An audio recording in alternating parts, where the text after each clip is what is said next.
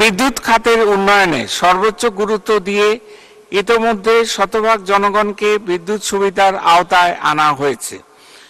বিদ্যুৎ উৎপাদন ক্ষমতা 2009 সালে ছিল মাত্র 4,942 মেগাওয়াট, যা 30,277 মেগাওয়াটে উন্নীত হয়েছে।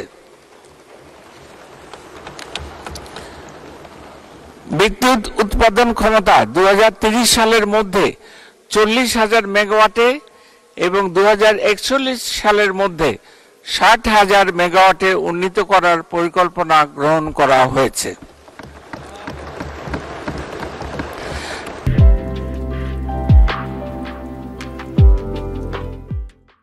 পাবনার ঈশ্বরদীতে রূপপুর পারমাণবিক বিদ্যুৎ কেন্দ্র নির্মাণ প্রকল্প বাস্তবায়ন চূড়ান্ত পর্যায়ে রয়েছে।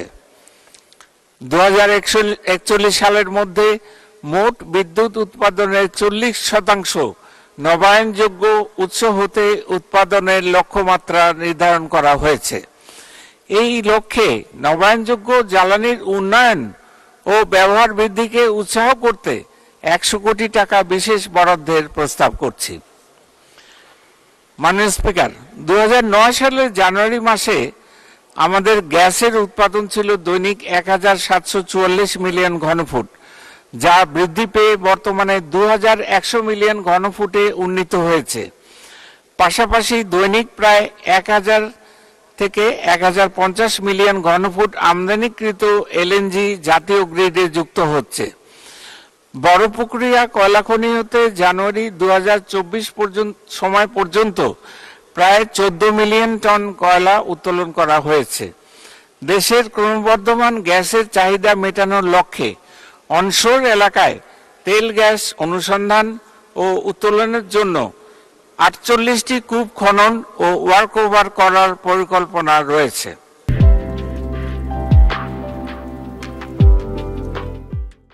সামুদ্রিক খনিজ ও অন্যান্য সম্পদের আহরণ এবং এর সুষ্ঠু ব্যবহারের গুরুত্ব বিবেচনায় সুনীল অর্থনীতি খাতে গবেষণা ও উন্নয়ন কার্যক্রমের জন্য 100 কোটি টাকা বরাদ্দের প্রস্তাব করছি।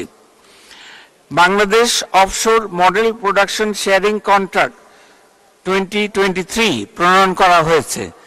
এর আওতায় অগভীর সমুদ্রের 9টি ব্লক এবং গভীর সমুদ্রের 15টি ব্লকে তেল গ্যাস অনুসন্ধান ও উত্তোলনের লক্ষ্যে আন্তর্জাতিক প্রতিষ্ঠান নিয়োগের জন্য বাংলাদেশ অফশোর বিডিং রাউন্ড 2024 শুরু করা হয়েছে। দেশের জ্বালানি তেলের চাহিদা পূরণ করার লক্ষ্যে ইস্টার্ন রিফাইনারি লিমিটেডের পরিশোধন ক্ষমতা 15 লক্ষ মেট্রিক টন হতে বৃদ্ধি করে 45 লক্ষ মেট্রিক টনে উন্নীত করার জন্য ইআরএল ইউনিট 2 প্রকল্প গ্রহণ করা হয়েছে। মাননীয় স্পিকার, বিদ্যুৎ ও জ্বালানি খাতের গুরুত্ব বিবেচনায় এই খাতে 2024-25 অর্থ বছরে 30,317 কোটি টাকা বরাদ্দের প্রস্তাব করছি। 2023-24 অর্থ বছরে এই খাতে বরাদ্দ ছিল 34,819 কোটি টাকা।